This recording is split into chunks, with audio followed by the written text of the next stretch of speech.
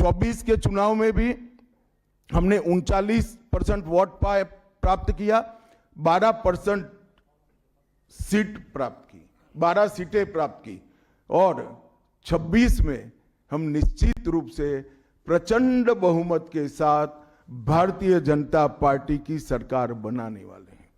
मित्रों, ये 24 से अब तक का समय भारतीय जनता पार्टी के लिए बहुत शुभांकर सिद्ध हुआ है। 24 में लगातार तीसरी बार नरेंद्र मोदी जी इस देश के प्रधानमंत्री बने। उसके बाद महाराष्ट्र में, हरियाणा में, दिल्ली में और अब बिहार में भारतीय जनता पार्टी की सरकारें बनी हैं।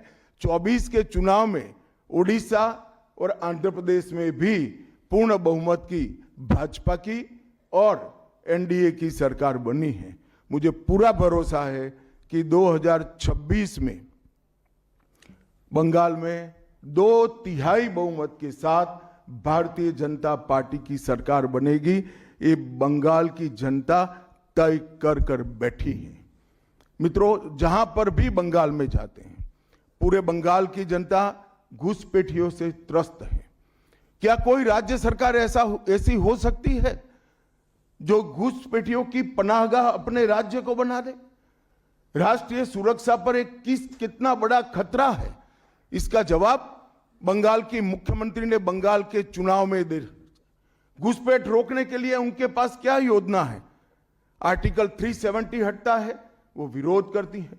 सीएए लाकर बंगाल के शरणार्थियों को नागरिकता देने का हम कार्यक्रम करते हैं, वो विरोध करती हैं। और वो ठीकरा फोड़ते हैं कि बीएसएफ है, वो रोक नहीं रही है। ममता जी, मैं आज आपको इस सार्वजनिक प्रेस वार्ता में पूछना चाहता हूं कि कौन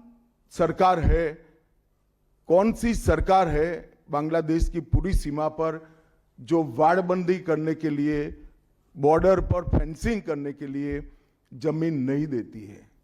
अगर आप जवाब न दे पाए तो मैं ही देता हूं। आपकी ही सरकार है जो जमीन नहीं देती है, जिसके कारण फेंसिंग का काम समाप्त नहीं होता है। फिर भी भौगोलिक रूप से कठिन सीमा पर से कोई घुस कर आता है तो कहां जाता है? सबसे पहले बंगाल के गांव में जाता है। आपका पटवारी क्या कर रहा है? आपका थाना क्या कर रहा है? क्यों इसको अरेस्ट नहीं किया जाता? क्यों उस पर केस दर्ज नहीं होता? क्यों इसको वापस भेजा नहीं जाता? जवाब है क्या आपके पास? क्या बंगाल की मुख्यमंत्री जवाब दे सकती है कि असम में घुसपैठ क्यों बंद हो गई? त्रिपुरा में घुसपैठ क्यों बंद हो गई? गुजरात और राजस्थान की बॉर्डर पर घुसपैठ क्यों नहीं होती है? पंजाब की बॉर्डर पर घुसपैठ क्यों नहीं होती है? कश्मीर की बॉर्डर पर घुसपैठ क्यों नहीं होती है? सिर्फ बंगाल में क्यों होती है? क्योंकि आपकी निगहबानी में घुसपैठ कराई जाती है और बंगाल को धीरे धीरे डेमोग्राफी चेंज कर आपकी वोट बैंक को पुख्ता करनी चाहती है। मगर ये लंबा नहीं चलेगा। बंगाल की जनता अब जान गई है और इसके खिलाफ लामबंद भी हो रही है। और मुझे मालूम है अगला चुनाव घुसपैठियों को निकालने के मुद्दे पर और घुसपैठ रोकने के मुद्दे पर लड़े जाने वाला है, क्योंकि न केवल ये बंगाल का अब मामला रहा है।